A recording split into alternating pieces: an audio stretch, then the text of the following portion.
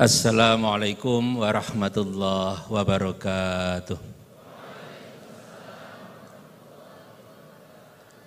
Hamdan wa syukran lillah, salatan wa salaman ala rasulillah, la hawla wa la quwwata illa billah. Rabbi israh li sadri wa yassir li amri wahlul 'uqdatam min lisani yafqahu qawli. Yang terhormat Profesor Ki Haji Muhammad Quraish Shihab. Terima kasih Prof. Quraish sudah berkenan hadir di UII. Yang terhormat Bapak Ki Haji Ahmad Bahauddin Nur Salim, Gus Baha. Matur nuwun Gus Baha sudah berkenan rawuh di UII. Ibu Quraish Shihab yang berkenan hadir juga menemani Bapak Profesor Quraish Shihab.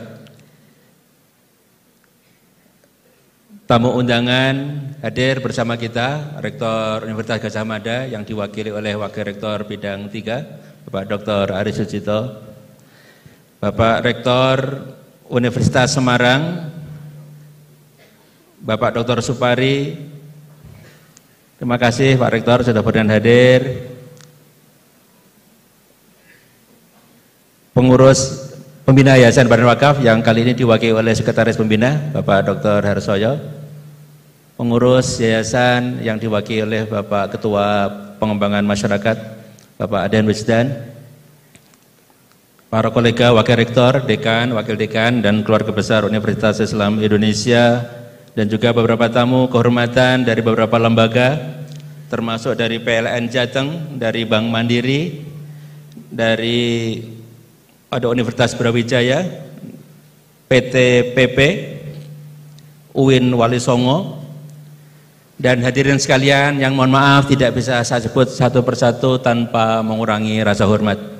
Kita semua berbahagia hari ini bersama kita Prof. Quraish dan Gus Baha yang insya Allah akan berbagi ilmu kepada kita di acara ngaji bareng dengan tema meneladani hasanah tafsir Al-Quran Indonesia. Insya Allah kita akan punya waktu yang penuh keberkahan sampai menjelang azan zuhur nanti.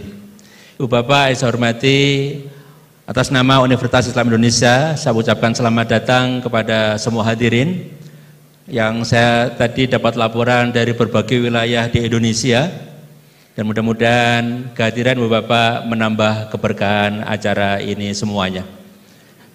Dan saya tahu Ibu Bapak hadir di sini tidak untuk mendengarkan sambutan saya. Nah, jadi saya akan singkat saja dan selanjutnya saya ingin mempersilahkan kepada Gus Baha untuk memulai. Dipersilakan Gus. Ya.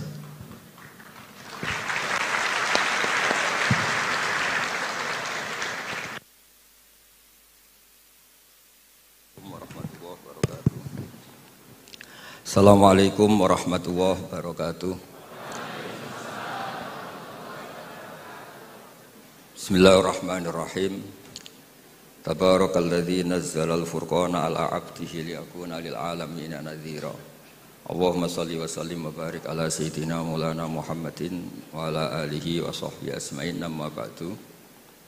Yang kita hormati bersama Profesor Dr. Muhammad Quraish Shihab, semua yang hadir saya hormati, karena kalau mau nyebut sudah disebut Pak Rektor sebagai bentuk penghormatan bahwa ingatannya jenengan itu bagus, pokoknya kayak yang disebut Pak Rektor. Kedua, saya alhamdulillah ini rektornya tawaduk sekali, tahu diri, jadi alhamdulillah bagus. Singkat cerita, beliau pernah ke rumah saya sama Pak Lutfi sama Pak Harsoyo, minta saya ikut jadi pembina di Badan Wakaf. Ya karena diteror, didatangi orang-orang sepuh, saya bilang iya gitu. Kalau adat Jawa itu kalau didatangi itu kan kayak diteror gitu. Yes. Padahal saya di sini tuh lama sekali. Derekno Profesor Zaini ikut bantu. Karena latar belakang beliau itu sastra adab. Dulu di Al-Azhar sama dengan Profesor Kures, seniornya Pak Kures. Saya mulai kecil nekuni fikih, terutama fikih. Tapi karena bapak saya itu hafal Quran, keluarga saya itu banyak yang hafal Quran. Hafal beneran, maksudnya itu hafal betul itu. Nah, sehingga terus saya juga ikut hafal. Nah, kenapa judulnya seperti ini? Ini makalah nanti di taskhih istilahnya pondok bareng-bareng Pak Kures. Jadi Indonesia yang damai ini nggak lepas dari peran kitab-kitab yang datang ke kita, datang ke Indonesia. Misalnya arti kemenangan. Arti kemenangan itu tafsir yang datang ke kita. Ini yang paling terkenal kan tafsir Munir, karangannya Syekh Nawawi Al-Jawi. Itu beliau menyebut kemenangan umat Islam itu kemenangan logika. Logika bahwa alam raya ini dimulai dari satu Tuhan yang berstatus wajibil wujud. Tentu lebih masuk akal ketimbang logika yang lain. Misalnya logika nihilisme, bahwa alam ini dimulai dari ketiadaan. Karena itu melahirkan satu teori ketiadaan menciptakan yang ada. Jadi nanti membingungkan, ada teori al-adamu yakhluqu maujudan. Sesuatu yang enggak ada itu menciptakan yang maujud. Itu tentu enggak ketemu nalar. Ini saya baca ya, nanti di tasih Pak Kures. Awal makalah, saya baca Arabnya. Jadi yang pernah kuliah di Fakultas Syariah ini dosennya banyak yang santri saya ini, tapi nggak berani baca depan saya. Nanti kalau salah langsung dipecat sama Pak Rektor. Saya di sini itu mulai tahun 2000 sama Profesor Zeni. Dulu belum rektor itu Pak Fatul Wahid. Tahu-tahu jadi atasan saya ini. Nggak bener itu, tapi nanti di akhirat atasannya saya lagi nanti. Karena yang bisa nyafaati itu orang hafal Quran itu. Jadi harus saya baca ya. Kata Syekh Nawawi, wa may yatawallallaha wa rasulahu walladzina amanu fa inna hizballahi humul ghalibun. Siapa yang mempertuhankan Allah, mengikuti semua aturannya Allah, seterusnya terus pasukan Allah itu pasti menang. Ini ikut Al-Maidah 56. Wa may yattakhidhum awliya fin nusrah fa innahum junduwa wa junduwa humul ghalibun ala a'daihim bil hujjah. Fa innaha mustamirratun abadan amma bisaulah wa daulah faqat yuhlabun. Jadi kemenangan umat Islam yang permanen itu kemenangan logika. Kalau kemenangan perang, kemenangan bernegara, kemenangan sosial, orang Islam ya pernah kalah. Zaman Nabi Sugeng saja pernah mengalami kalah periode Mekah. Ketika periode Madinah juga pernah mengalami kalah di peristiwa perang Uhud. Tapi kalah-kalah sosial ini tidak ada pengaruhnya dengan kalah secara logika. Logika bahwa alam ini dimulai dari satu Tuhan wajibil wujud tentu lebih mudah dicerna. Makanya beliau ngendikan menang itu ala a'daihim bil hujjah fa innaha mustamirratun abadan, karena logika itu yang abadi. Artinya gini, ketika kita secara sosial ekonomi kalah, mungkin secara apa kalah, meskipun kita tidak ingin kalah, tapi jangan pakai ukuran itu. Nanti jangan-jangan ketika kita kalah kaya sama nyuwun sewu non muslim atau kalah kaya sama yang sholat, buruhnya orang tidak sholat, yang sujud buruhnya orang yang tidak sujud. Anda tidak perlu merasa kalah. Ketika Anda kerja dan tolabul halal, itu yang merintahkan Allah. Jadi Anda tidak pernah buruh di mata Allah, distatuskan tolabul halal, orang yang mencari apa? Halal, dan itu ibadah. Karena Islam hanya mengakui hukumnya Allah. Dulu Sayyidina Ali karramallahu wajhah pernah ajjaro nafsahu li Yahudiyan, juga pernah kerja di orang Yahudi. Tapi nggak merasa hina karena tolabul halal itu perintah Allah. Dulu Nabi pernah nggak punya uang. Alhamdulillah ditiru banyak umatnya, kalau nggak punya uang itu banyak alhamdulillah itu. Semoga jangan karena ingin punya uang ingin jadi dosen, berarti nyari jadi guru karena ingin punya uang. Semoga enggak jadi guru karena ingin ngajar. Nggih monggo niki tobat niki gitu. Jadi walhasil terus akhirnya Nabi itu mau beli gandum lah atau makanan. Cara Indonesia mungkin beras. Cara Jawa itu ngutang. Terus kata orang Yahudi, jaminannya apa Muhammad? Nabi sempat bilang, ngendikan, saya ini dipercaya langit, masa kamu tidak percaya saya? Kata orang Yahudi, itu menurut orang Islam, saya ini Yahudi. Walhasil Nabi terus rohanahu dir'an. Nabi menggadekan rompi perang sebagai jaminan kalau kapan-kapan tidak kuat bayar. Ya muamalah sama orang Yahudi. Jadi intinya tafsir yang datang ke kita itu banyak cerita. Bahkan cerita fitnah min adzabil qabri itu ceritanya Sayyidah Aisyah itu didatangi 2 perempuan Yahudi. Sayyidah Aisyah itu dermawan sekali. Ya memang orang-orang soleh itu jubila aulia wala sakha. Orang soleh itu pasti dermawan. Karena sering dikasih, terus si orang Yahudi, perempuan Yahudianya itu mendoakan semoga kamu diselamatkan dari siksa kubur. Sama sih ingat redaksi di kitab Bukhari itu. Walam an'am an usaddiqahuma, kata Sayyidah Aisyah, saya tidak nyaman membenarkan dia karena 2 orang ini orang Yahudi.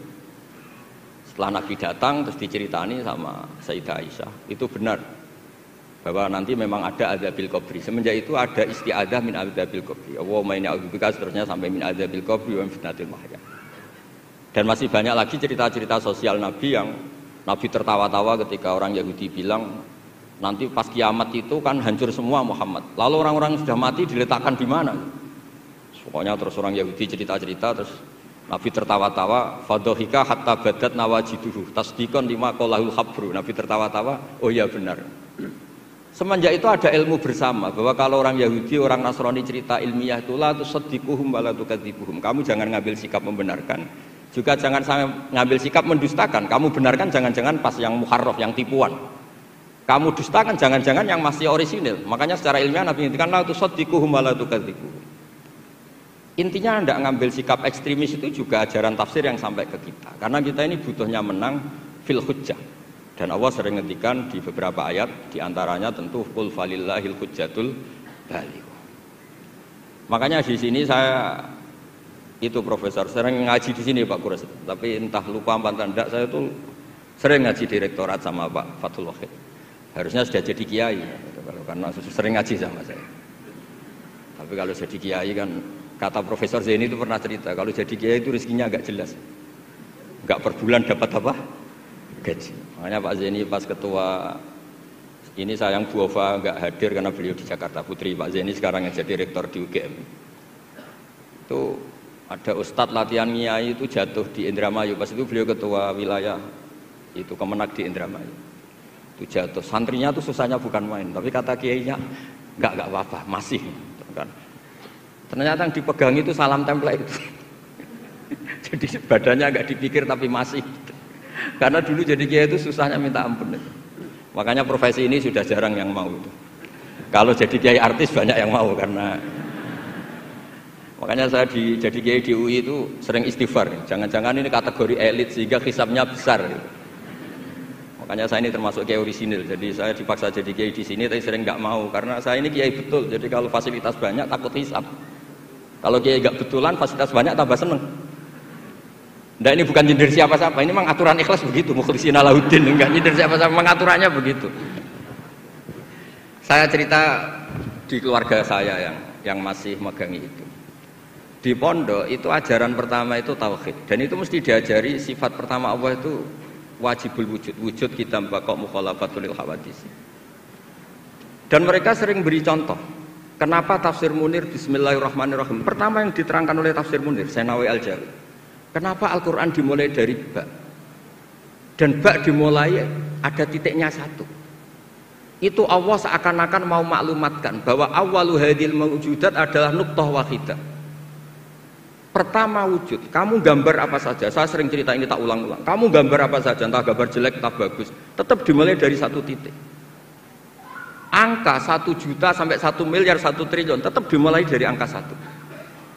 Sebab itu bak di situ kata Syekh Nawawi adalah bi kana makana wa bi yakunu mayakun. Dengan saya kata Allah, yang ada menjadi ada, yang mau ada saya yang mengadakan. Unsur utamanya saya kata Allah. Nuqtatil wujud. Artinya gini, andaikan kita neladani tafsir-tafsir yang ada di Indonesia, kita ini pasti menguatkan akidah. Bukan menang kalah urusan sosial, urusan apa. Itu kedua ketiga lah, syukur-syukur menang. Tapi kalau kita paksakan itu yang nomor 1, pasti kita sering kecewa. Itu rektor UI itu mesti miskin tuh dibanding pengusaha-pengusaha Jakarta itu. Itu kalau nggak terima, saya ini rektor Universitas Islam, masa kalah kaya, kan repot nanti. Ini barokahnya qanaah, alhamdulillah gak apa-apa. Ya jadi jelas ya di sini beliau ngendikan yang menang hujah itu fa innaha mustamirratun abadan. Logika itu mustamirratun abadan. Dalam kitab Fathul Bari sarahnya Shahihul Bukhari dijelaskan kemenangan umat Islam itu iltidza dan aklian. Kita punya akidah yang secara akal tuh nyaman. Coba Anda misalnya jadi muslim, Anda mungkin profesor, kayak alim, kayak top, terus ditawari satu teori begini, hadil maujudat khalaqahal adamu misalnya, ini yang alam nyata ini, penciptanya adalah ketiadaan, kamu pusing 7 keliling, ini gimana sesuatu yang ada kok penyebabnya ketiadaan. Sebab itu dulu ada sahabat namanya Jubair bin Mut'im, itu tokoh besar di kafir Quraisy. Saking tokohnya dia yang jadi utusan untuk membebaskan Asra Badrin, tawanan Badar. Pas dia nginep di masjid nunggu ketemu Nabi, Nabi pas sholat maghrib baca wattur wa kitabim mastur fi raqqim mansur, didengerin sama dia sampai pada ayat am khuliqu min ghairi syai'in am humul khaliqun. Masa alam raya yang seluas ini kemudian diciptakan tanpa sebab yang ada? Atau kamu-kamu yang enggak mengakui Tuhan itu kamu pencipta langit dan bumi? Am khalaqus samawati wal ard bal la yuqinun. Nangis dia. Nangis terus sungkem masuk Islam. Sampai ngendikan fakaan nama sudi qalbi. Sebagian riwayat kada qalbi ayatir. Dengan logika yang dibangun Quran itu hampir habis, saya habis. Karena Quran sangat demokratis. Qul ara'aytum ma tad'una min dunillah aruni ma khalaqu minal ardi am lahum syirkun fis samawati. Kalau Anda merasa jadi Tuhan enggak apa-apa. Tapi tunjukkan reputasi Anda. Apa Anda menciptakan langit bumi? Apa ketika saya bikin langit kata Allah kamu ikut urun? Saya sering cerita apa kamu ikut nyumbang semen pas saya bikin langit? Enggak kan? Malah sebagian ayat Allah ngendikan ma asyadtuhum khalqas samawati wal ard. Mereka-mereka yang kamu tuhankan ketika aku bikin langit bumi, mereka di mana? Membantu saya apa kata Allah? Kok enak tahu-tahu jadi Tuhannya bumi, nggak ikut bikin, ikut jadi Tuhan gitu. Itu habis Jubair bin Mut'im. Akhirnya masuk Islam. Artinya gini, ketika Islam belum kuat, masih banyak ashabis sufa yang miskin, mondok saja numpang Nabi. Itu hujahnya sudah menang. Makanya kata Syekh Nawawi, yang mesti menang itu hujah fa innaha mustamirratun abad. Ya dicicil aja satu aja ya, nanti kapan-kapan ketemu lagi. Terus ini yang agak rileks, ini yang spesial, saya itu jarang pergi sama istri saya gara-gara memang adatnya gitu.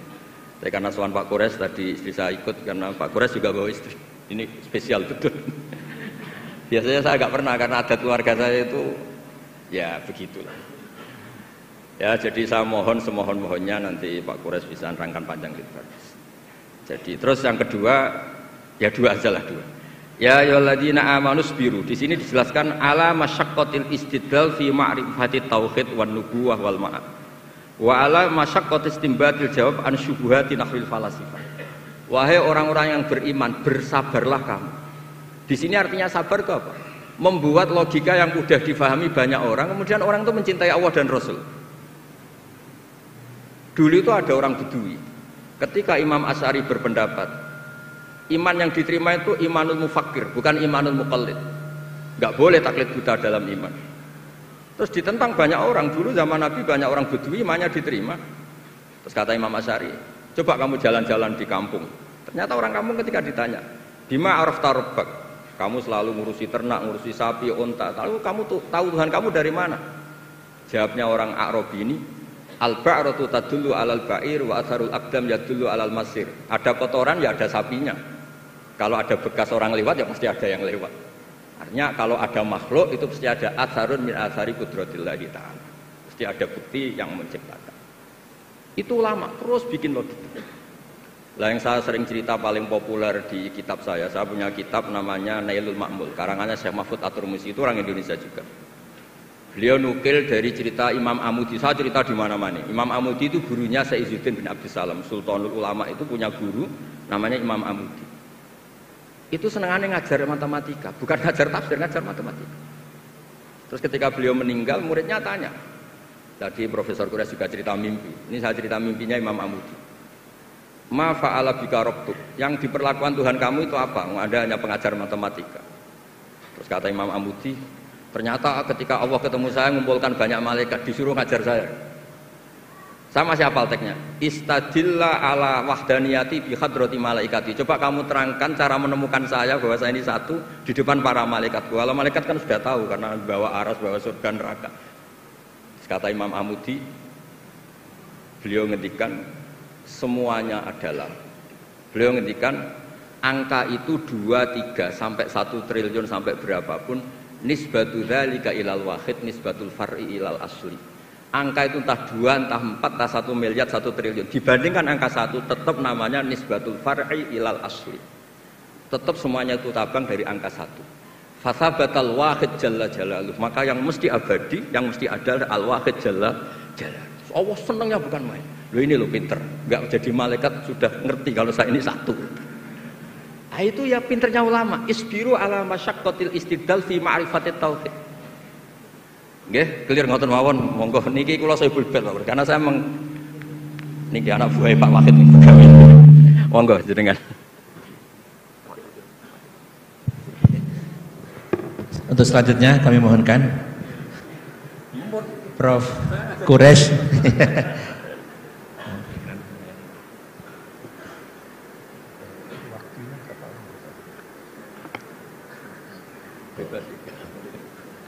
Sampai masuk.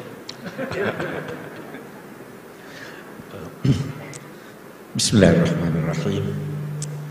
Bapak Rektor, bapak-bapak, ibu-ibu, saudara-saudara sekalian, Assalamualaikum warahmatullahi wabarakatuh.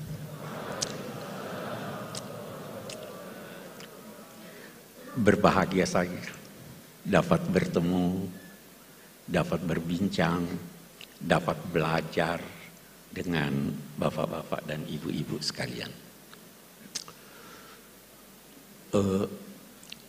Saya tidak ingin mulai sebelum berkomentar tentang ayat yang dipilih tadi. Tadi dibacakan wa ma Muhammadun illa rasul qad khalat min qablihi rusul afa in mata aw qutila qalabtum ala aqabikum wa may yanqalib ala aqibaihi fala yadhurrullaha syai'a. Ayat ini pelajaran buat kita. Ayat ini turun setelah perang Uhud. Sebahagian sahabat Nabi meninggalkan medan perang. Bahkan diduga ada yang goncang imannya sehingga meninggalkan Islam. Turun ayat ini. Ada satu penafsiran yang saya anggap baik sekali dari seorang pemikir Aljazair, Malik bin Nabi. Beliau berkata, ayat ini pelajaran buat kita semua bahwa jangan menilai baik buruknya sesuatu dengan mengaitkannya pada sosok yang mengucapkannya. Sahabat-sahabat yang meninggalkan medan perang dan yang boleh jadi meninggalkan Islam itu karena mereka terkagum-kagum pada Nabi pada saat hidupnya, dan begitu tersebar bahwa beliau wafat, beliau meninggalkan. Ini karena mereka mengaitkan kebenaran dengan sosok manusia. Jangan pernah menilai baik buruknya sesuatu karena ada materi. Jangan pernah mengaitkan baik buruknya sesuatu karena ini diucapkan oleh profesor ini, itu, dan sebagainya.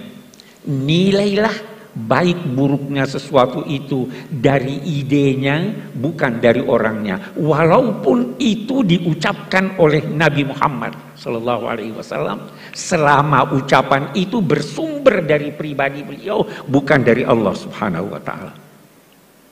Karena itu sebagian sahabat Nabi, kalau Nabi berucap, itu bertanya, ahada ra'yun am huwa wahyun. Apa ini pendapat pribadimu atau ini wahyu? Kalau wahyu, sami'na wa ata'na. Tapi kalau pribadi Nabi, boleh jadi beliau keliru. Nah, ini saya kira pilihan yang baik untuk mengingatkan kita. Dan untuk menjadikan kita ketika menilai atau membaca tafsir-tafsir dari siapapun, termasuk orang-orang yang kita kagumi, jadikanlah kebenaran, baik atau buruknya sesuatu itu berdasarkan ide yang disampaikan. Itu yang pertama. Nah, tafsir karya ulama Indonesia cukup banyak. Tetapi tidak banyak yang komplit 30 juz. Itu satu. Dan tidak banyak juga yang dalam bahasa Melayu atau bahasa Indonesia. Turjumanul Mustafid karya Abdul Rauf Singkel, Allah yarhamu, itu dinilai sebagai kitab tafsir berbahasa Melayu pertama yang komplit. Walaupun perbedaan pendapat ada. Itu dinilai, ada yang menilainya terjemahan dari tafsir Al-Baydawi. Snokor-Holonyo berpendapat begitu. Tetapi tafsir Al-Baydawi panjang ini tidak pendek. Sehingga ada yang menilai bahwa itu adalah terjemahan dari tafsir Al-Jalalain. Betapapun, saya tidak ingin masuk kepada ini terjemahan atau bukan. Tetapi yang jelas bahwa beliau perintis penafsiran Al-Quran dalam bahasa Indonesia. Kita ingin ini kembali. Rintisan ini perlu sekarang. Kalau kita mau cari, siapa yang bisa merintis, menulis tafsir Al-Quran dalam bahasa Inggris? Yang pertama lakukan itu Muhammad Asad, orang Austria yang asalnya Yahudi. Tetapi itu Yahudi yang baik, bukan Zionis. Saya bermimpi ketika kita mengenang Syekh Abdul Rauf Singkel yang tafsirnya itu berpengaruh selama 3 abad. Beliau wafat tahun 1690-an. Saya bermimpi ada tafsir yang bisa memperkenalkan Indonesia bahwa ini dalam bahasa Inggris.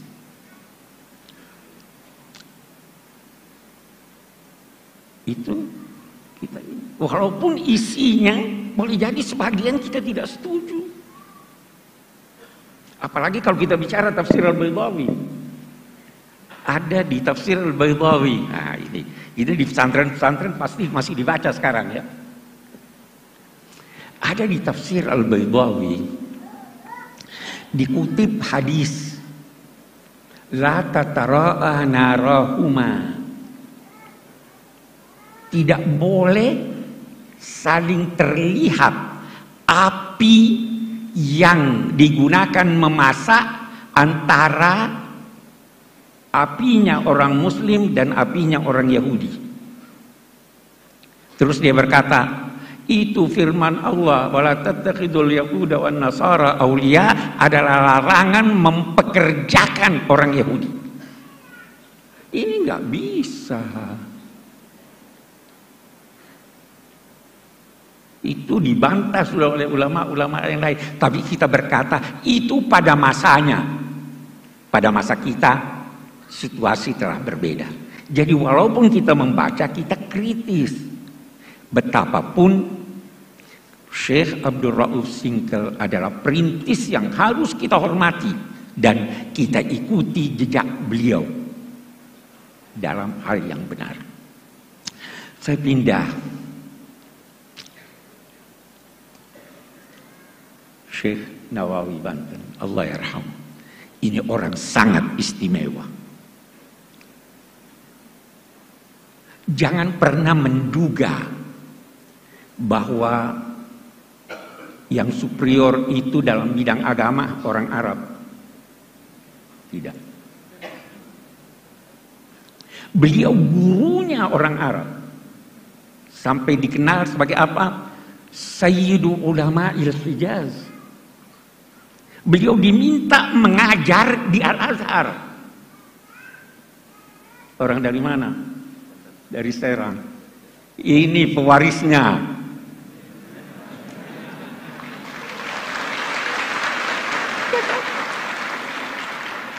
Terus sebabnya saya selalu bilang, ini perlu didorong. Ini.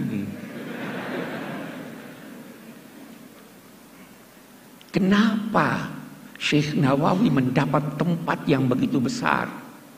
Kalau kita baca tafsirnya, saya itu terkagum-kagum baca nama tafsirnya dan mukaddimahnya. Rahasianya ada di sana. Nama tafsirnya Marah lagi.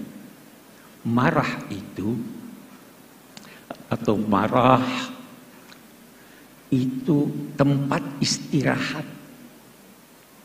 Labid itu orang yang menetap.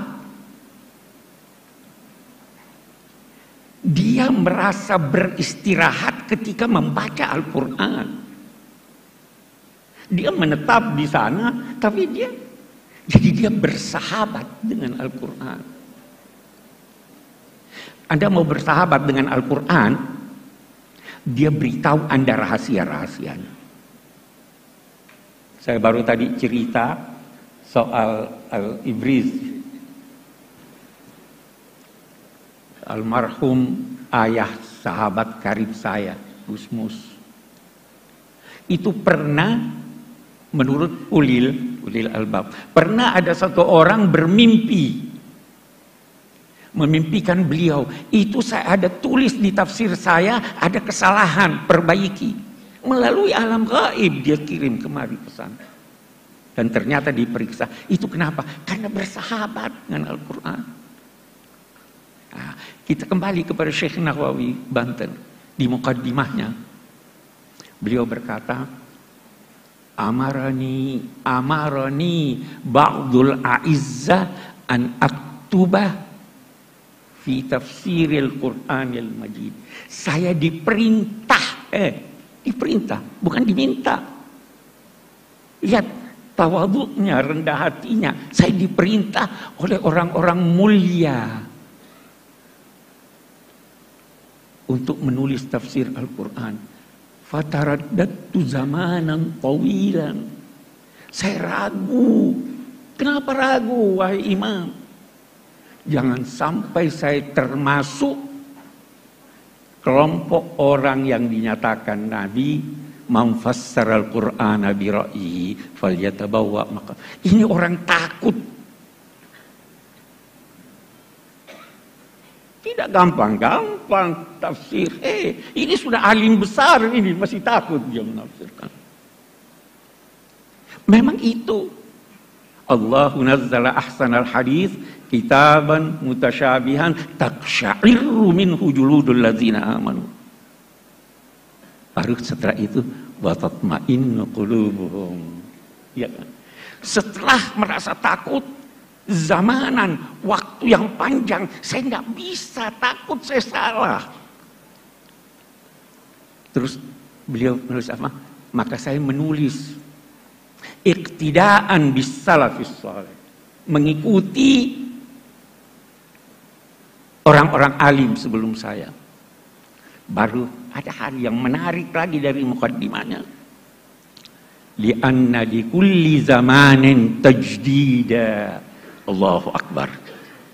Ini tahun berapa itu? Tahun 1890-an barangkali ya. Cara tentang tajdid.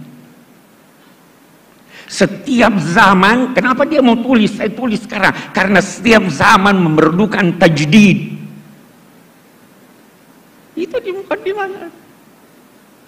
Tajdid itu bukan berarti memberikan sesuatu yang baru, tidak harus baru.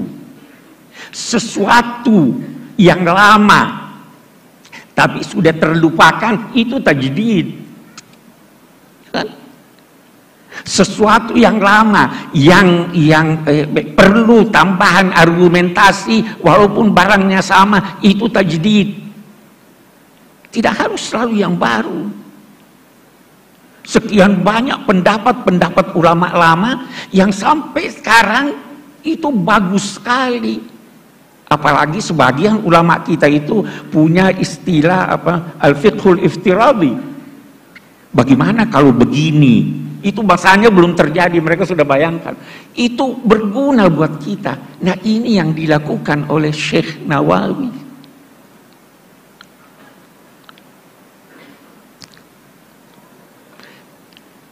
Sekali lagi, beliau sangat takut salah, tetapi ingin untuk menjelaskan mengikuti as-salafus saleh. Dari sini lahir apa yang dinamakan syarat-syarat seorang penafsir, supaya tidak keliru. Memang saya pernah waktu mengajar masih di Makassar baca itu syarat-syaratnya Imam Suyuti, itu banyak sekali syarat-syaratnya. Ini Pak, tidak bisa Pak, kita ini syarat ini harus ngerti bahasa Arab dengan segala ininya, usul fikih ini. Saya jawab mereka, itu buat yang mau menafsirkan seluruh Al-Quran. Tapi kalau mau menafsirkan 1-2 ayat, tidak harus semuanya itu, ya kan? Dan itu untuk yang mau menafsirkan, bukan untuk yang mau menyampaikan tafsir. Beda itu, ya kan? Walaupun demikian, karena ini mahasiswa yang saya harap ini Pak tidak bisa Pak kita ini. Saya bilang begini deh. Kita mari lihat syarat-syarat itu. Imam Suyuti berkata, syarat pertama sahhatul aqidah. Akidahnya harus lurus. Saya bilang, kita ganti aja ini. Bagaimana? Objektivitas. Asal objektif. Tidak harus. Anda boleh mengambil pendapat orientalis. Asal dia objektif. Tidak harus sahhatul aqidah. Akidahnya salah. Tapi kalau benar, al-hikmatu dhalatul mu'min. Terus bagaimana ini? Saya bilang tidak usah perhatikan itu. Syarat, hindari saja sebab-sebab kekeliruan. Sebab kekeliruan itu salah satu diantaranya tidak ngerti bahasa Arab.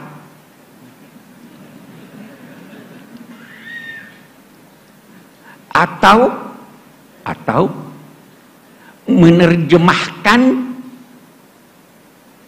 kata dalam bahasa Arab dari kamus-kamus modern. Itu bisa salah. Pernah tersebar itu Nabi Muhammad sebelum jadi Nabi sesat dia itu. Kenapa? Itu kan di Quran, wa wajadaka dhallan fahada. Dhal itu bukan berarti sesat. Tidak menemukan kebenaran itu juga dhal namanya. Antadilla ihdahuma. Kalau ada dua perempuan, itu juga itu saya sudah beri saran. Itu saya tidak tahu apa sudah diperbaiki atau tidak. Itu ayat yang menyatakan fa illam yakuna rajulaini farajulun wa imra'atan antadilla. Diterjemahkan begini. Kalau tidak ada dua orang lelaki, tidak ada seorang lelaki, maka dua orang perempuan. Masa tidak ada seorang? Kalau bukan, beda enggak? Kalau bukan seorang lelaki, maka dua orang perempuan. Takut jangan sampai salah satu dari perempuan itu lupa, tubillah. Ya kan beda sudah ini. Tidak ngerti bahasa Arab. Ini bagus nih. Terjemahan artinya. Karena tidak mungkin Al-Quran itu dialih bahasakan.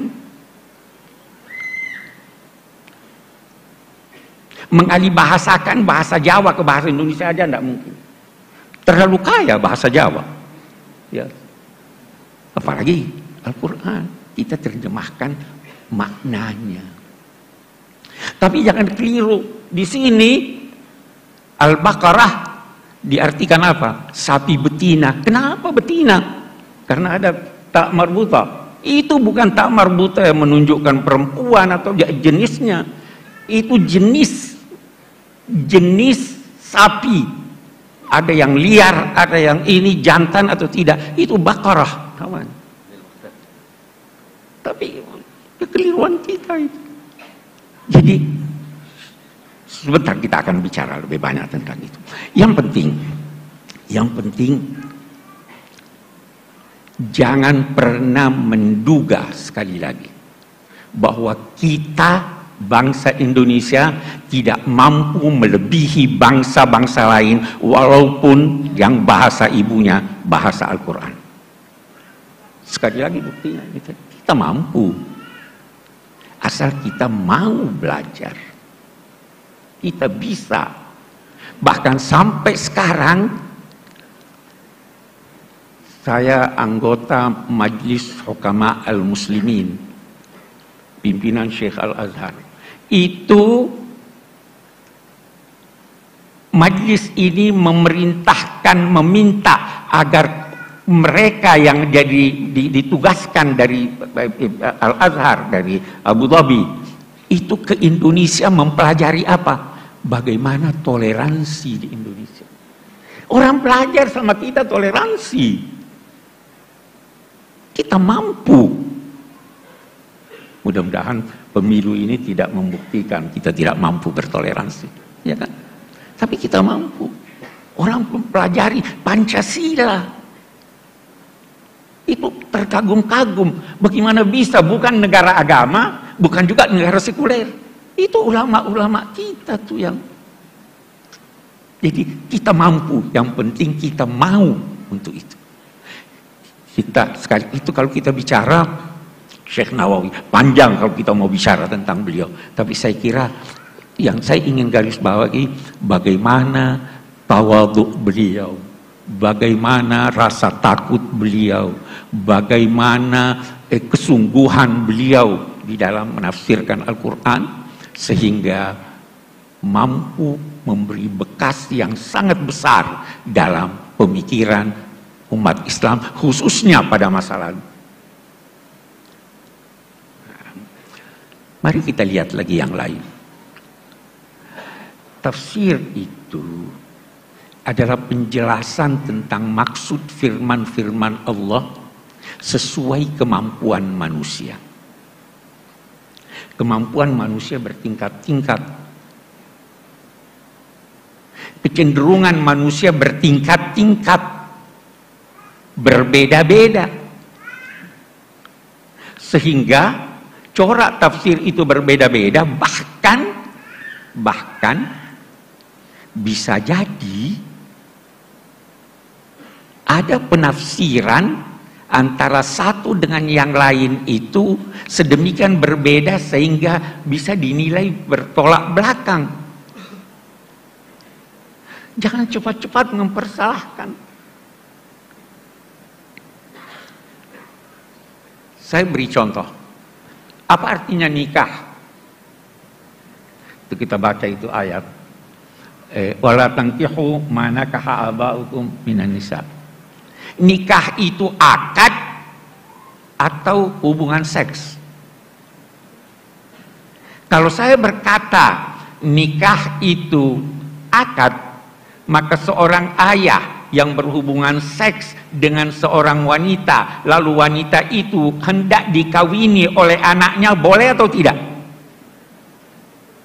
Boleh, karena dia tidak menikah. Tapi kalau kita berkata bahwa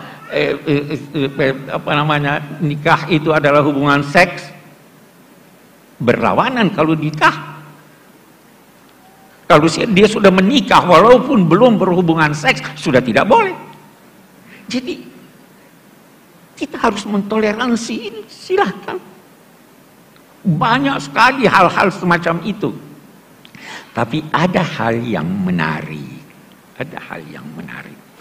Dari tafsir-tafsir berbahasa Indonesia ini, ada yang jelas sekali nuansa Indonesianya. Tafsir Buya Hamka itu jelas sekali nuansa Indonesianya. Sajak-sajak dalam bahasa Indonesia, ya toh. Bahasa Indonesianya indah. Contoh-contohnya itu yang kita kenal di Indonesia. Saya di Tafsir Al-Misbah, belum habis waktu saya. Saya di Tafsir Al-Misbah ada menulis tentang mathalu kalimatin thayyibah kasyajaratin thayyibah. Perumpamaan kalimat thayyibah la ilaha illallah itu adalah seperti pohon yang baik. Asluha thabit wa far'uha fis sama. Akarnya menghunjam ke dalam, kokoh.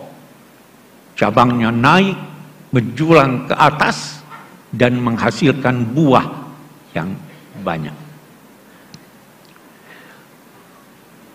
Banyak ulama, termasuk saya yang mengutip ini, mengatakan itu pohon korma. Tapi pernah lihat pohon korma? Tidak semua kita pernah lihat pohon korma. Bagaimana kalau kita tafsirkan, terjemahkan itu dengan pohon kelapa? Bisa saja. Itu sangat Indonesiawi itu. Iya kan? Itu corak tafsir. Kita ingin problema-problema kita carikan solusinya di dalam Al-Quran. Salah satu kritik terhadap kitab-kitab tafsir yang lama adalah memberikan solusi terhadap problema mereka, bukan problema kita. Di sini perlunya tajdid. Kita punya problem. Al-Quran turun untuk itu. Apa itu? Kana nasu ummatan wahida Faba'atsallahu an-nabiyyina mubashshirina wa mundzirin wa anzala ma'ahumul kitab liyahkuma bainan nasi fi maktalaf. Alkitab itu turun untuk memberi putusan tentang perselisihan manusia. Ulama itu bertugas menyelesaikan problem, bukan menjadi problem. Ya. Itu tugas kita. Ini yang kembali lagi saya kepada Imam An-Nawawi tadi. Ini tajdid. Tajdid sudah didengungkan jauh sebelum Kiai Ahmad Dahlan. Sudah dicetuskan ulama itu lanjutan dari ini, kita tajdid. Tapi dasar ulama-ulama yang begitu tekun menulis tafsir tahunan. Itu tafsir Al-Furqan 30 tahun. Itu pertanyaan yang datang, ditulis setelah 30 tahun baru jadi. Itu pun ada kritik. Terlalu ahli bahasa. Padahal tidak semua bisa diartikan, punya arti dalam bahasa Indonesia. Banyak sekali. Satu contoh umum. Aqimus shalah apa artinya? Memang dirikan salat. Apa itu yang dimaksud? Qama itu satu dulu hal. Qama itu berarti berdiri, itu sikap sempurna. Anda mau hormat orang sambil baring nggak sempurna, sambil duduk nggak sempurna. Qama.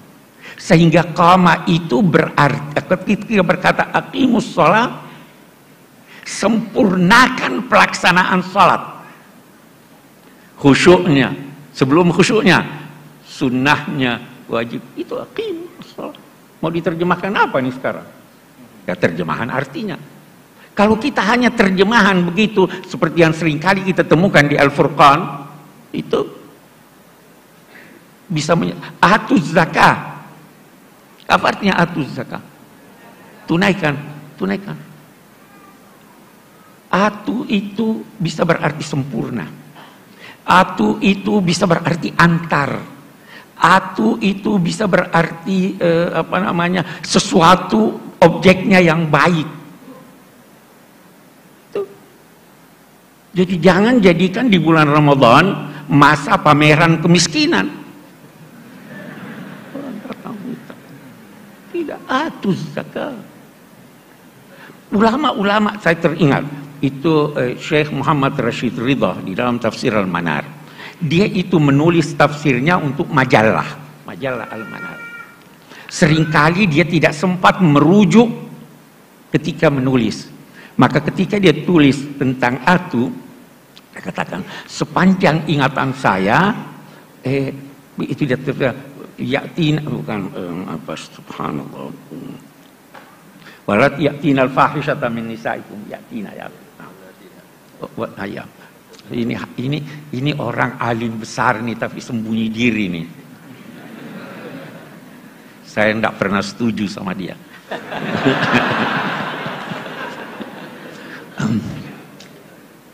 Dia katakan atu itu untuk sesuatu yang buruk, yatina sesuatu yang buruk, yatina al-fahisha. Rashid Ridha kita hormat, tapi karena tidak hati-hati dia salah. Apa buktinya salah? Kenapa ada yatina min kulli fajjin amik? Haji baik. Syekh Sya'rawi, ini ulama besar Mesir, Allah yarham. Anda tahu, dalam usia 82 tahun, baru dia tahu persis apa arti atiyah.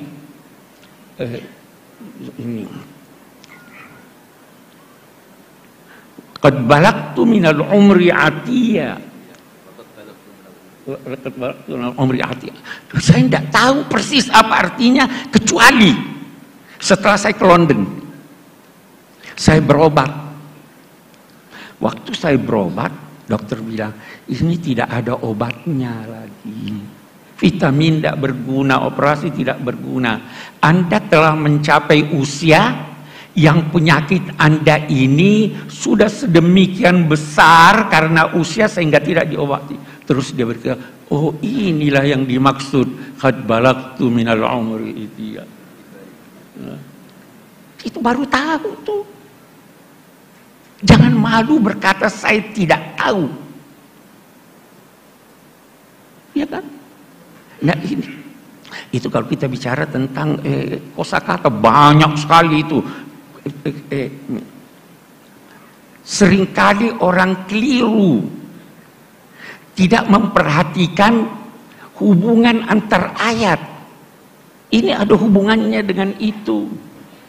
Seringkali orang tidak memperhatikan itu.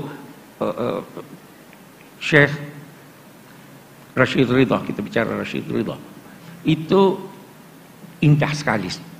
Dia itu paling suka kritik ulama. Itu Syekh Imam Suyuti dinamainya Hatibul Lail. Hatibul Lail itu artinya orang yang kumpul kayu bakar di malam hari, dia tidak bisa bedakan ini kayu atau bukan. Dia himpun aja. Ya.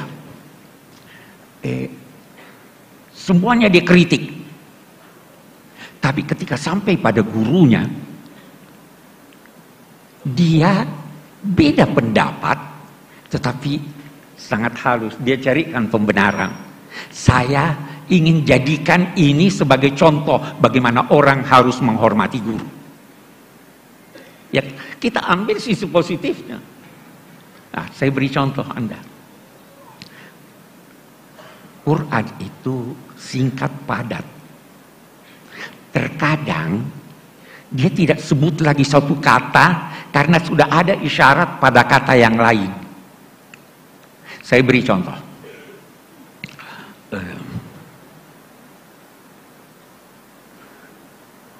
Ja'alakumul laila litaskunu fihi wan nahara mubsira. Allah menciptakan buat kamu malam supaya kamu dapat tenang, tidur tenang.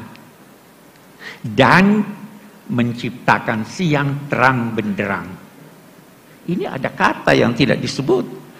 Allah menciptakan buat kamu gelap, malam itu gelap supaya kamu dapat tenang tidur. Kenapa dia tidak sebut gelap? Karena di sini sudah ada dia sebut mubsiran. Tapi dia tidak sebut untuk apa itu mubsiran, karena sudah ada di sana lawannya. Sama dengan Zuyi dan linnasi hubbus syahawati minal nisa'i. Diperindah bagi manusia kecintaan kepada perempuan. Memangnya perempuan tidak cinta laki-laki? Kenapa tidak disebut? Tidak disebutkan? Wal banina, dan anak laki-laki. Memangnya anak perempuan tidak disebut? Saya punya 4 anak perempuan, semua saya cintai. Ya kan? Kenapa begini? Singkat, Al-Quran ingin berkata, karena saya sudah sebut di sini An-Nisa, saya tidak perlu sebut Ar-Rijal, karena di sana saya sebut. Itu di Quran banyak sekali. Hubungan antar ayat itu banyak sekali. Yang biasa karena tidak memperhatikan itu, kita masuk dalam kekeliruan pada penafsiran ayat-ayat Al-Quran. Itu kita lihat. Dan ulama-ulama kita itu tidak segan-segan mengoreksi pendapatnya. Saya pernah ditanya, Pak Kuras, koreksi enggak? Ada enggak kesalahan di tafsir Al-Misbah yang banyak? Koreksi enggak? Saya bilang saya serahkan pada yang lain untuk mengoreksi, karena saya sudah tua, saya sudah tidak bisa. Kalau Pak Hasbi As-Siddiqi itu, dia koreksi. Itu ulama beneran. Itu ulama-ulama kita. Iya kan?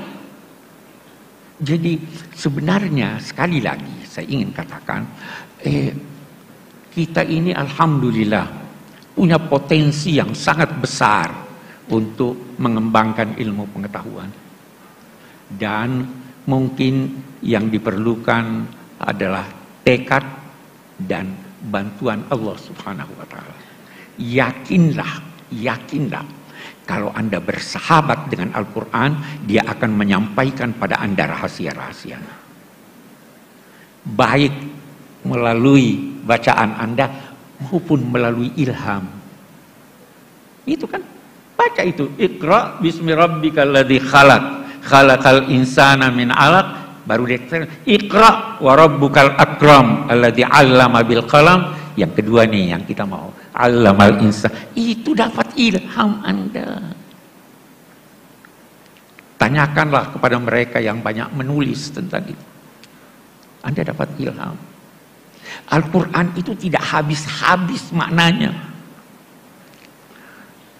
Tidak ubahnya seperti alam raya ini.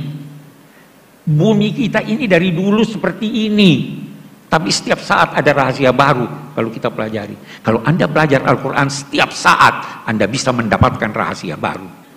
Yang disampaikan boleh jadi melalui penelitian Anda, atau boleh jadi melalui mimpi, melalui ilham, dan sebagainya. Itu sebabnya dia katakan Iqra wa rabbukal akram. Dia bukan katakan wa rabbukal karim. Karim itu apa artinya? Dari segi bahasa kita biasa artikan mulia, ya. Bukan dong mulia. Salah satu yang dikembangkan oleh ulama-ulama dewasa ini adalah tidak memahami kosakata Al-Quran kecuali dengan merujuk pada Al-Quran. Al-Quran menggunakan kata karim, rizqun karim, rezeki yang karim, zaujun karim, pasangan yang karim, zillun karim. Banyak. Apa artinya karim ini? Kalau saya berkata mulia, apa sih mulia itu? karim itu sesuatu yang terbaik menurut objeknya. Kalau saya berkata rizqun karim, kalau rezeki itu, rezekinya itu, rezeki lagi bisa macam-macam rezeki. Kita ambillah duit. Apa itu rezeki? Yang banyak tapi halal. Kalau banyak tidak halal bukan karim. Pasangan yang karim, yang sesuai. Itu zilun karim, daungan, semuanya itu karim. Karena itu sekali lagi kita tidak bisa terjemahkan mulia. Mulia itu apa? Mulia itu yang langka. Kalau tidak langka tidak mulia. Itu sebabnya permata yang hebat dinamai ahjar karimah. Yang Anda butuhkan. Kalau Anda tidak butuhkan, tidak karim. Walaupun langka. Apalagi yang sulit terjangkau. Itu makna-makna yang mesti bisa kita kembangkan dan menghasilkan makna-makna baru dalam konteks tafsir. Ini sudah dirintis oleh ulama-ulama kita. Kita perlu kembangkan. Kita perlu ini. Karena apa yang ditulis jangan jauh-jauh. Yang ditulis di Departemen Agama punya, yang disusun itu masih banyak kesalahan yang kita temukan. Boleh jadi kesalahannya karena belum ditemukan dari segi ilmiah. Boleh jadi juga kesalahannya karena kedangkalan pemahaman kita terhadap Al-Quran. Ada. Sekarang pun masih terus diupayakan untuk merevisi itu. Apa yang salah. Banyak. Jadi, ya saya bicara sudah terlalu panjang. Saya kira saya cukupkan sampai di sini. Assalamualaikum warahmatullahi wabarakatuh.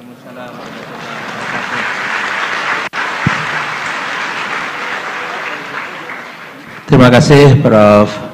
Quraish.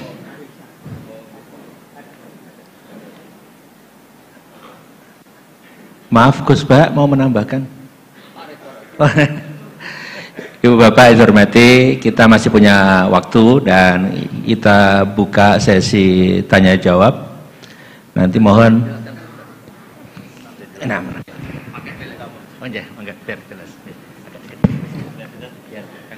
Oh ya. Bismillahirrahmanirrahim.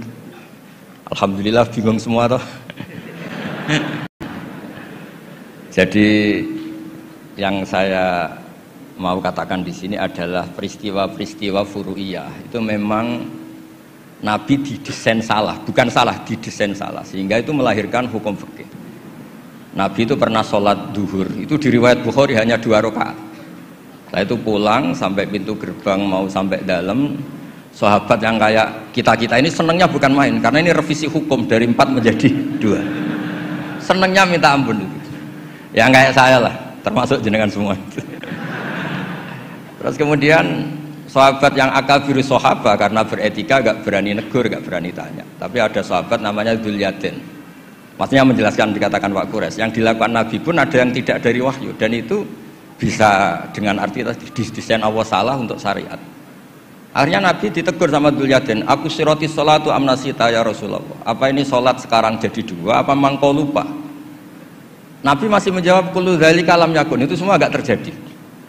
Nabi kembali tanya semua sahabat, ahakkun maqalahu Dzul Yadain, apa benar yang dikatakan Dzul Yadain? Semuanya bilang benar, tadi engkau sholat hanya 2 rakaat. Terus Nabi takbir lagi menambahkan 2 rakaat.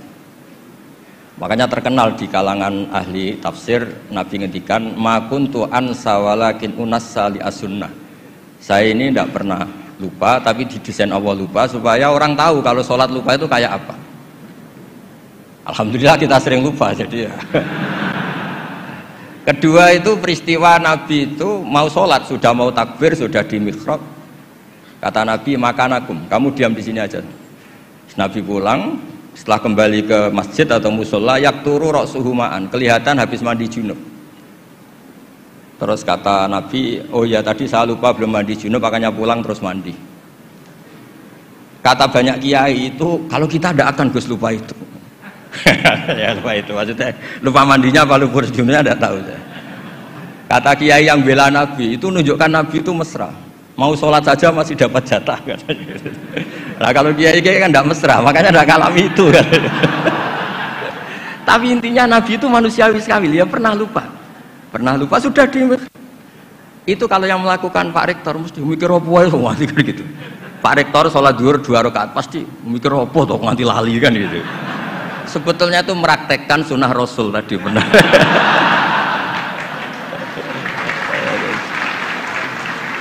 Tidak supaya nanti jenengan nggak salah paham yang dikatakan Pak Kores tadi. Memang ada peristiwa furu'iyah seperti itu. Yang terakhir saya beri contoh. Sholat qadha itu normalnya tidak wajib. Normalnya secara fikih tidak wajib karena timingnya waktunya sudah kelewat. Misalnya anak SD atau SMP sekolah jam 2 siang datang jam 4 sore kan normalnya sudah nggak ada gunanya karena waktunya sudah selesai. Padahal sholat itu berwaktu. Tapi karena Nabi pernah qadha, Nabi itu pernah, dan Nabi itu memang luar biasa. Pas qadha saja didesain nggak salah. Padahal mestinya qadha itu kan gimana gitu. Nabi itu sudah sekitar 3:30 lalu jam 3 bilang ke Bilal, saya ini ngantuk mau tidur. Dah tidur saja ya Rasulullah, saya ini mau sholat malam sampai subuh, tenang saja. Ya kalau gitu ikhla' lana lail, kamu jaga, ya tenang aja Nabi. Setelah sholat ternyata Bilal ketiduran juga. sampai sekitar jam 8 kalau 8:30, sampai tidak membangunkan kita kecuali harus samsi, sampai matahari panas. Terus Nabi tanya, Bilal gimana janji kamu? Katanya Bilal enak. Saya juga ngalami apa yang kau alami ya Rasulullah. Akhirnya terus Nabi nyuruh Bilal, walhasil diadakan sholat jamaah. Nah berkahnya Nabi didesain lupa tadi diketahui kalau sholat qadha itu wajib. Andai kan tidak terjadi kesalahan itu maka qadha itu tidak wajib karena momentumnya sudah kelewat. Jadi itu yang dengan arti itu tadi ma kuntu ansa walakin unassa li as-sunnah. Saya ini tidak pernah lupa tapi sering didesain Allah itu lupa. Supaya orang tahu kalau beribadah pas lupa atau ada kesalahan sosial apa, cara benahinya gimana. Terus yang kedua tentang tadi yang diceritakan Pak Kores belum dikasih nama iktifa kalau dalam bahasa Balawa.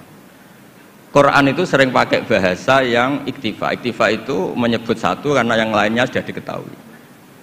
Atau dinisbatkan pada lawan bicara. Misalnya gini, kalau polisi bilang itu dibunuh oleh orang yang nggak dikenal, dicuri oleh orang yang nggak dikenal.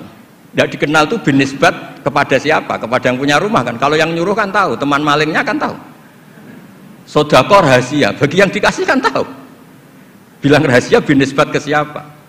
Nah begitu juga Quran sering cerita, alladzina yu'minuna bil ghaibi. Semua orang Islam itu iman sama Nabi Muhammad SAW. Itu tidak ghaib, Nabi musyahad, Nabi maujud musyahad. Tapi iktifa bil ghaibi wa bil musyahad. Orang yang enggak kelihatan saja iman, apalagi sama yang kelihatan. Jadi ada lagi wa huwallazi yabda'ul khalqa tsumma yu'idu wa huwa ahwanu alaih.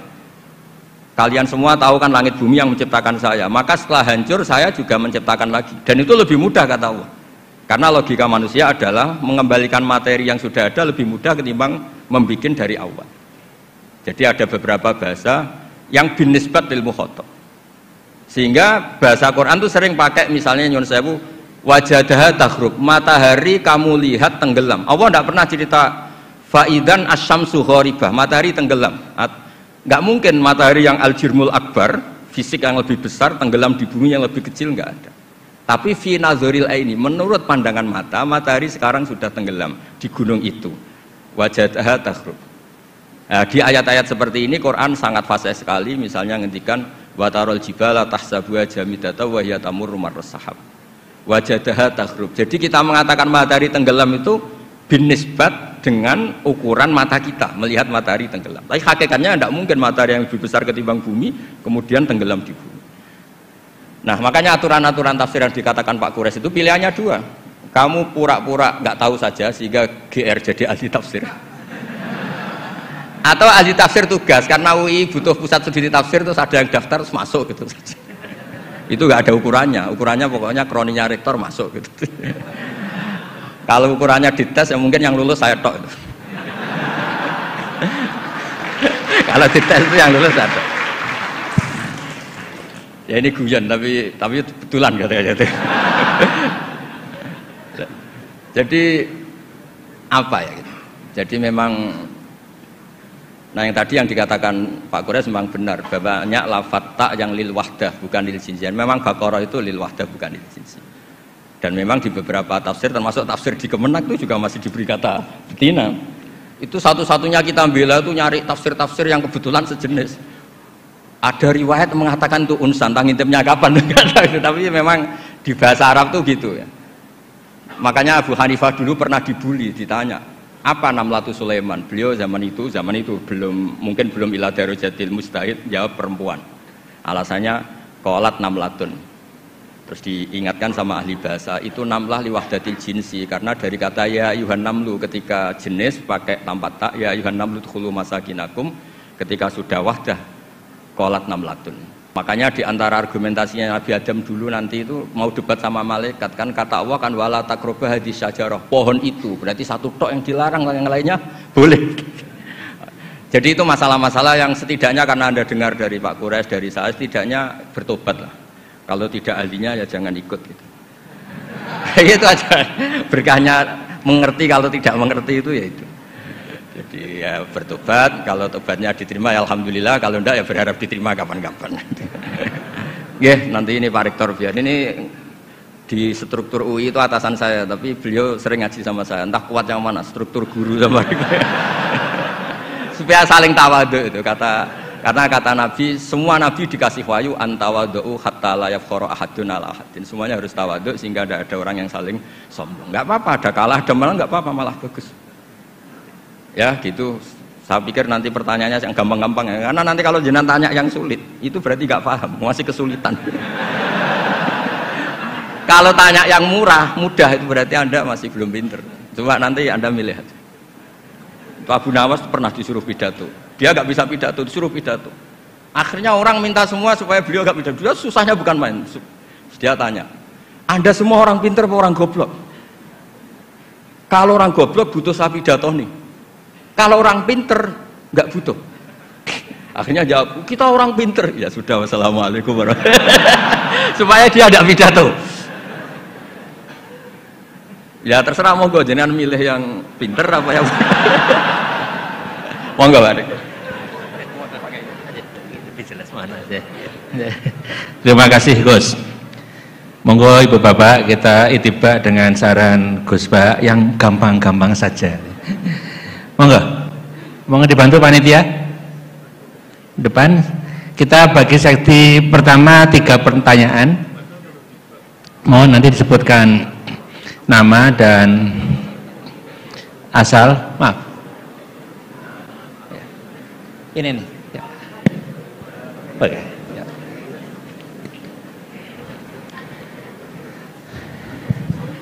Monggo yang pertama, silakan.